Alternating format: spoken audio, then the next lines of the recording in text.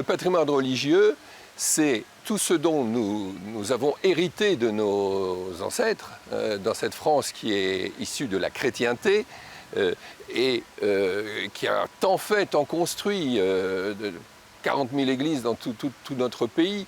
Mais ce n'est pas que les bâtiments, c'est aussi le mobilier de culte, c'est aussi notre culture chrétienne là, derrière tout cela. Et c'est donc quelque chose de très riche qu'il est important de faire vivre. Dans chaque diocèse, il y a des commissions d'art sacré, il y a un attachement réel à cela.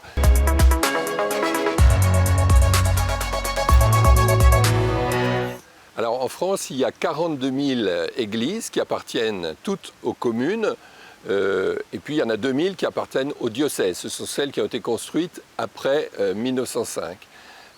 Et celles qui ont été reconstruites parce que démolies pendant la guerre, elles appartiennent toujours aux communes. L'État, il est variable, hein. Il y a des communes qui arrivent à entretenir, d'autres qui ont plus de mal, il y a des églises en grande difficulté, mais globalement, il y a une vraie volonté de la part des propriétaires qui sont les maires de les entretenir. Tout ça parce que les Français y sont attachés pour des raisons plus de patrimoine que de culte.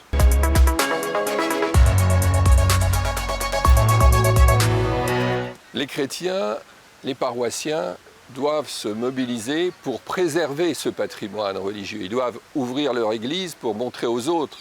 Ils doivent aussi pour leur permettre de bénéficier de ce patrimoine et de rappeler que les églises sont d'abord un lieu de culte. Et c'est ce que le cardinal du Sujet avait parfaitement compris lorsqu'il a créé il y a 31 ans Art, Culture et Foi, par exemple, dont l'intermission est de mettre en valeur ce patrimoine religieux, mais d'abord comme lieu de culte.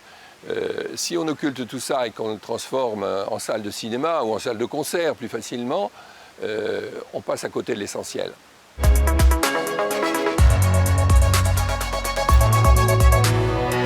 L'art, vous savez, rend sensible l'invisible. Donc, des gens rentrent dans une église et puis sont touchés par une œuvre d'art et qui leur permet de percevoir un peu quelque chose de l'au-delà. Même des gens qui sont très éloignés de l'église, très éloignés de la foi.